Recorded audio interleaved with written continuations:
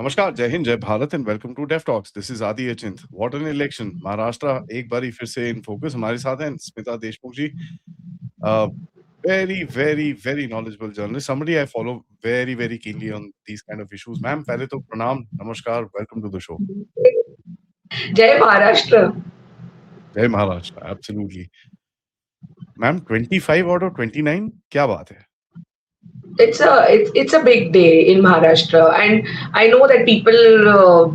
I saw the Nitin Kamat's tweet yesterday that why was the stock exchange shut down. So while I appreciate that point of view, but just look at numbers. We are talking about a municipal corporation, the biggest in Asia, whose budget is equivalent to some 8 or 9 states of India. So the money at stake here is way too high. But I feel sad that there are 28 other municipal corporations equally with good budgets which also went for polls yesterday, and the focus continues to remain in Mumbai. I genuinely believe, and as a born and brought up Mumbaikar, and actually where I was born is also the hub of the old Shiv Sena, the Thakrey Shiv Sena. I was born in that area. Mumbai is the financial capital of India and somehow largely ignored. Haphazard development, haphazard planning, and perhaps for the first time ever, the city has given power to the hands of a political party which says that Vikas, Vikas, Vikas. So I think while it's a fabulous victory for the BJP to be in almost, I think 20, it will be 26 BJP mayors will be in Maharashtra. With it also comes a huge responsibility because honestly, Adi, Bombay is really in a bad shape. I'm not talking about the macro issues. The kind of infra we have seen. I mean, I remember when people come here from smaller cities, for them it's like the big, when they drive through the ceiling or they drive through the Atal Setu, there's always like a Manhattan kind of a feeling. But the ground reality of Mumbai is a huge challenge, and I'm sure that somebody like Fadnavis would like to immediately take it up. But surprisingly for me, as it happens, too much focus on Mumbai, and what the results have actually shown is the slow and subsequent death of certain dynastic politics, and literally unthinkable to see that India's biggest opposition, the Congress party, did not even fight this election properly. So forget about vote chori and what Rahul Gandhi said just now. The bottom line is, I remember a 9 p.m. anchor always says, this is not it's not a equal fight. You can only have equal fight when you show the same gumption to fight for a fight. You cannot say that the opposition is too well prepared. Come on, this is local elections. If the opposition is going to go all guns blazing at you in every election, and you are going to sit back and say, local election, I'm not going to do anything. I'm sorry, but that doesn't work in India anymore. Ma'am, no doubt. एक चीज, one thing that is being seen in municipal elections के अंदर एक कहीं ना कहीं, we need to have that interest going forward also, because these are our cities, and our cities का हमारे जो living standards are there, that needs to be improved, and that can be only be done here. So that's a very good point. But ma'am, overall, how do you see the political situation, especially the Thakreys? Really, I mean, the kind of polarization they try to do. Everybody put out that 40-40-20 formula. 40 non-Marathis, 40 Marathis, and 20 the Muslims. So they just needed the Marathis and the Muslims, and they will win. So that was their formula. What happened? No, not 40. I don't think there is a 40% Marathi vote in Mumbai. My estimate is around 30 to 32%. Plus, also remember the Muslim vote was going to be split because the Congress decided to go on solo. Please educate me why. So let us understand this politically, okay? So I want to look at this from two angles. The business angle, because that's one of the reasons why the corporates came and voted. I mean, I know everybody voted. I know the numbers are small, but Bombay generally votes between 50 to 60%. 55% is an average in Mumbai. So let us come to the political part. I mean, I cannot, again, I keep on saying, banging my head against the wall, and people on X always tell me, why are you so worried about the Congress? But Congress said, okay, now you handle the local people, a local system in Congress, their own political local system in Mumbai. They decided to fight this election, the Mumbai Regional Congress Committee. They do not even report to the Maharashtra Pradesh Congress Committee, this MRCC. So they decided everything on their own. The MPCC administrative body members did not even participate. Where is the state Congress chief of Maharashtra? Not available. So what you decide, then they decided to go solo, which means the Mahavikas Aghadi literally collapsed. And listen to this. Out of the 227 seats in Mumbai, Congress, if I'm going to show the bravado of fighting this on my own, I don't even have candidates. So what do? They partner with Prakash Ambedkar's, Vanchit Aghadi. Vanchit Aghadi gets some 70 odd plus seats. Vanchit Aghadi themselves don't have candidates. So 21 seats of Vanchit Aghadi were lost without contesting because they did not have candidates. Can you imagine this disaster of the Congress? Number one. Number two, when the voters are watching this absolute unorganized stupidity, the voter is going to go away from you. And they saw the Uddhav Balasaheb Thackeray Sena much more organized than the Congress here. And the vote got split. Okay, now let's come to UBT. Now, educate me what was this so-called master plan to come together with the Thackeray's? Because nobody really, besides their cadre and, wards in which I would say 70 to 80 wards where people are really, they have strongholds. I don't think large part of Mumbai actually believe that they are coming together for good. Because you can look at the body language of both the brothers. I mean, Raj Thackeray, despite the rhetoric, is looking very uncomfortable. This is again my reading. He's looking very uncomfortable in this. Because the system is, look at MNS, they started in 2014, pro BJP, 2019, left BJP, there is no Gujarat model, went with the NCP and the Congress. Came back in 2024, no, we need Modi at national level, so unconditional support to Modi. 2025, back on their own. This whole Viksit Bharat is a sham. So he has changed his position 4 times, and now he has done it for the 5th time. Obviously, even if they got 53 seats from Uddhav Thackeray, he himself knew that he did not have candidates.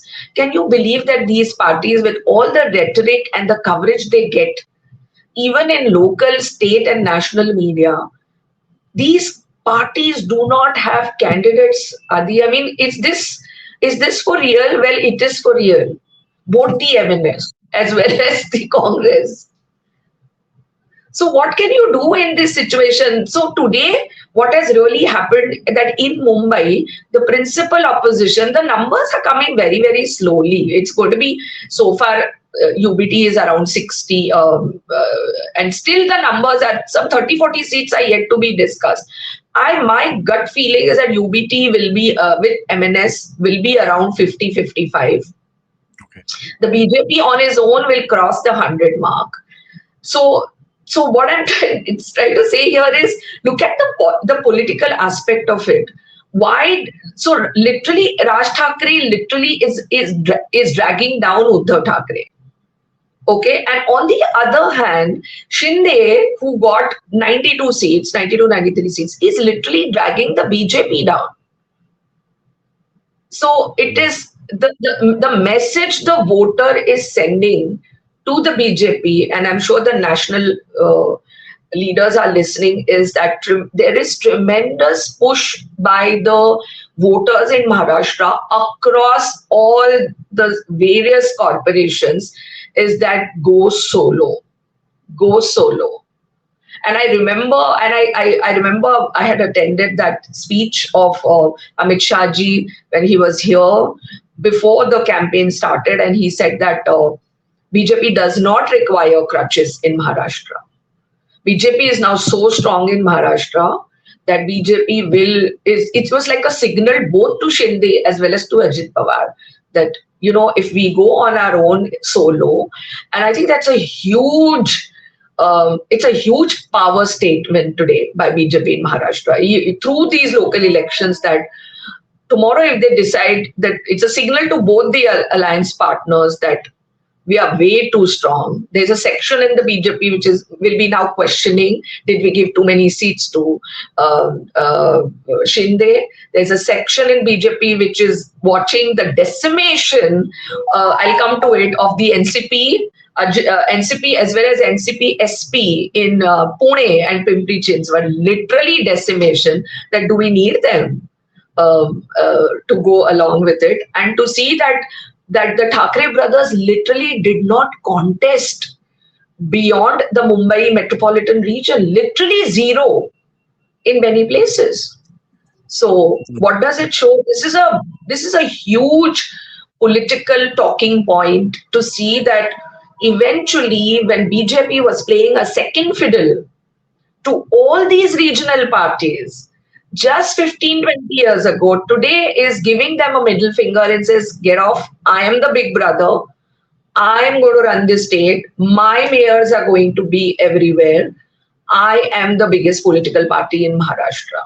And what a way to do it. Mm.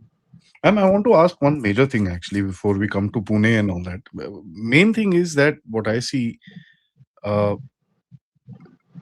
the polarization narrative, right? They tried that Marathi, non-Marathi thing. They tried BJP completely, this, that, the kind of rhetoric that was coming out. But the bottom line is that right after Maharashtra election, no, Maharashtra election is just very recent. It's a year. They should have smelled the coffee, no? I don't think that I just don't want to say this, but I'm going to look at these three dynastic parties which I hear in Maharashtra, which is the Pawars, the Thakreys, and the Congress. And whenever I talk to people off the record, I think the focus is to constantly stay in media, use social media, create rhetoric, create some reel and that tamasha. But when it comes to the ground level, I don't think their understanding is there of what people want. So what this rhetoric has shown, let's look at a city like Pune, Mumbai, Nasik, where BJP has actually come out all guns blazing. So this is the envisaged golden triangle, Bombay, Nasik, Pune. These are big cities in Maharashtra. That is where the voters have said, no, I am not agree that Marathi is important. Marathi is the principal language, but not at the cost of insulting, attacking, slapping people who are not going to speak Marathi. Instead, you create a system, you create an incentive for people to learn Marathi. Okay, create an institutional system where the language is protected, the locals are given a priority, but not at the cost and fight and insult to the people who are, who are coming from, because the contribution of the non-Marathi, which is around 35 to 38% of the vote. Please understand, you cannot win BMC unless you go to the non-Marathi vote. It is a simple arithmetic which I don't know whether anybody in Rahul Gandhi's team or Uddhav Thakrey's team, or Sharad Pawar looks like he's already given up, has told them. And they continue that, and people don't like it, The aspirational class are the ones who are living in chawls. They are also voting now for the BJP. The ones who are in the buildings and high rises are 100% with the BJP. Then the ones who are still with the UBT and the Congress are those in the hutments, but the aspirational level is so high.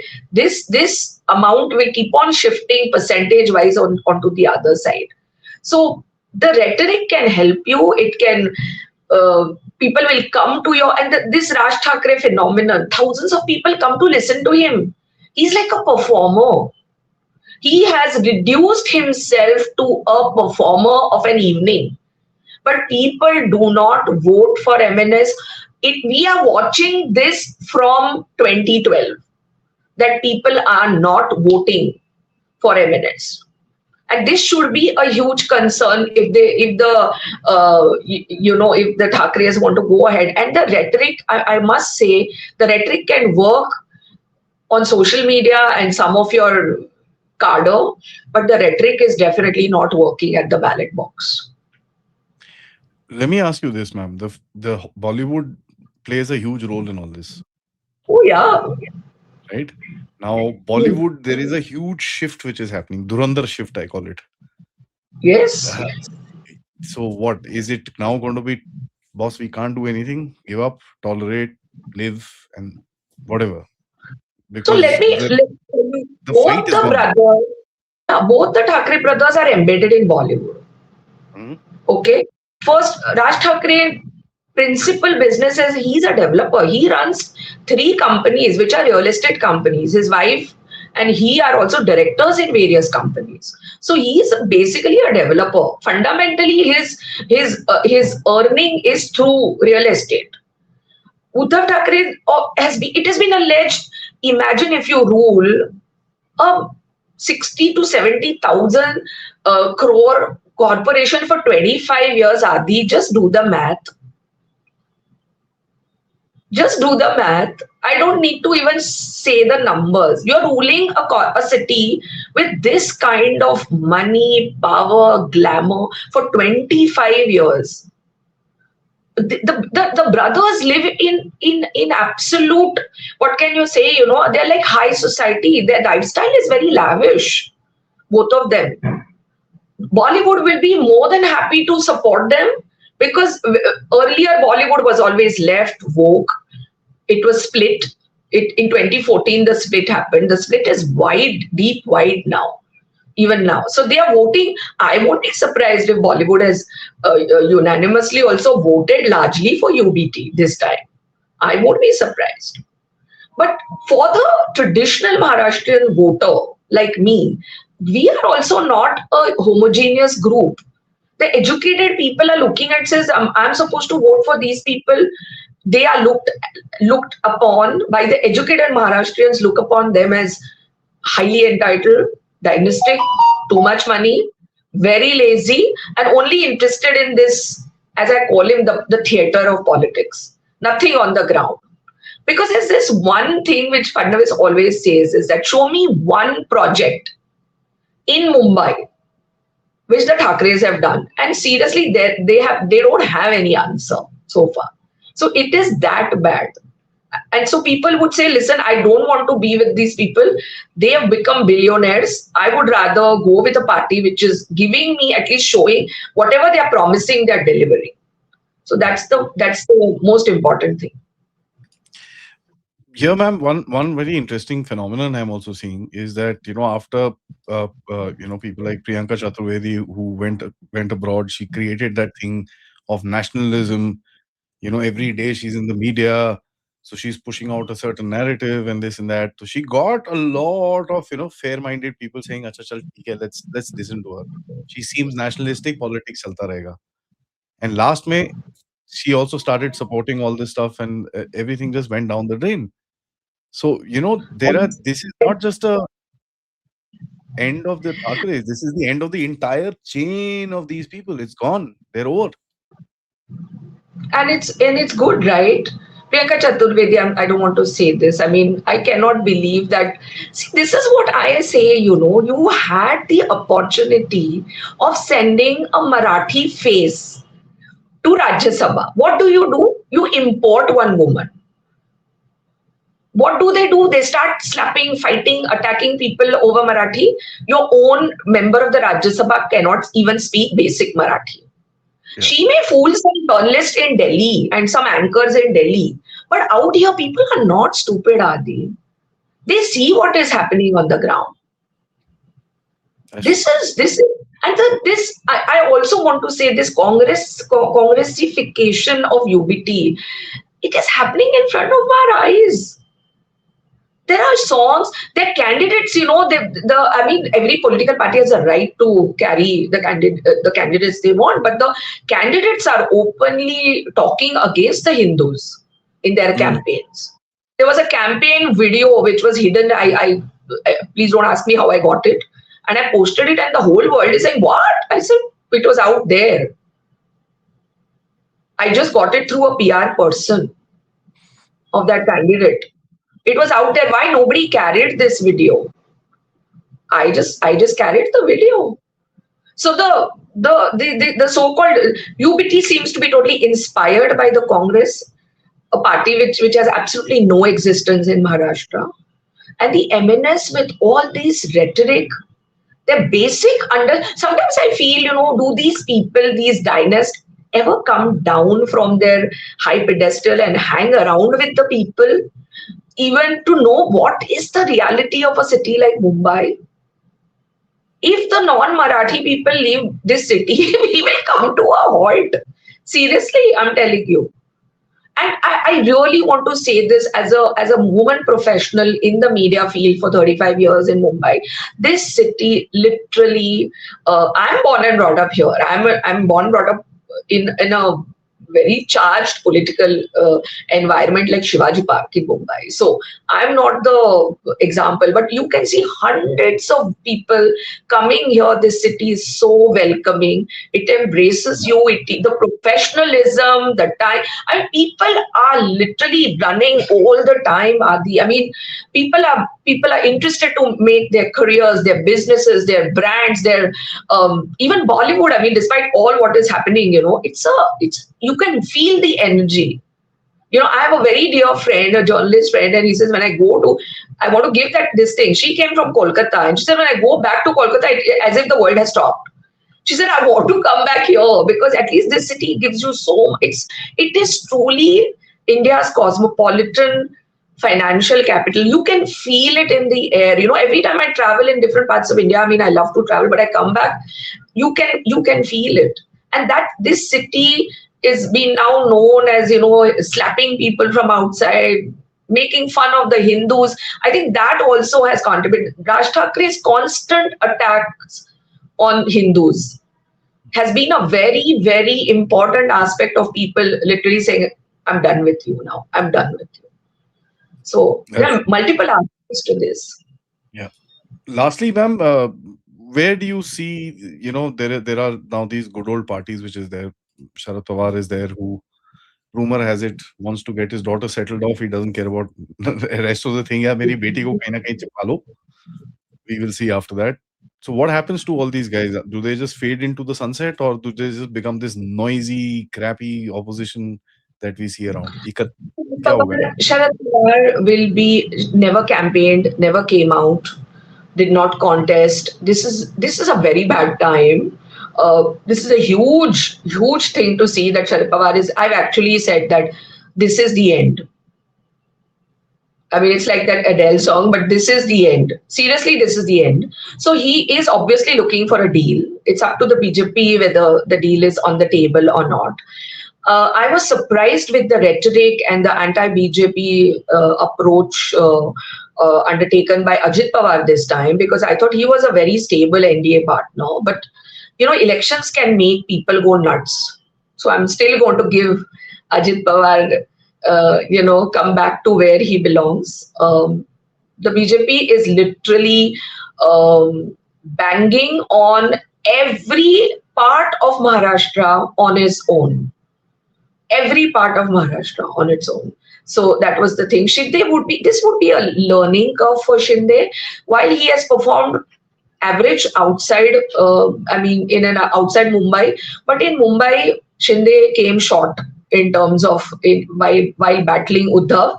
And I agree that it was not anyway. It was his first direct one-on-one, with Uddhav, especially in Mumbai.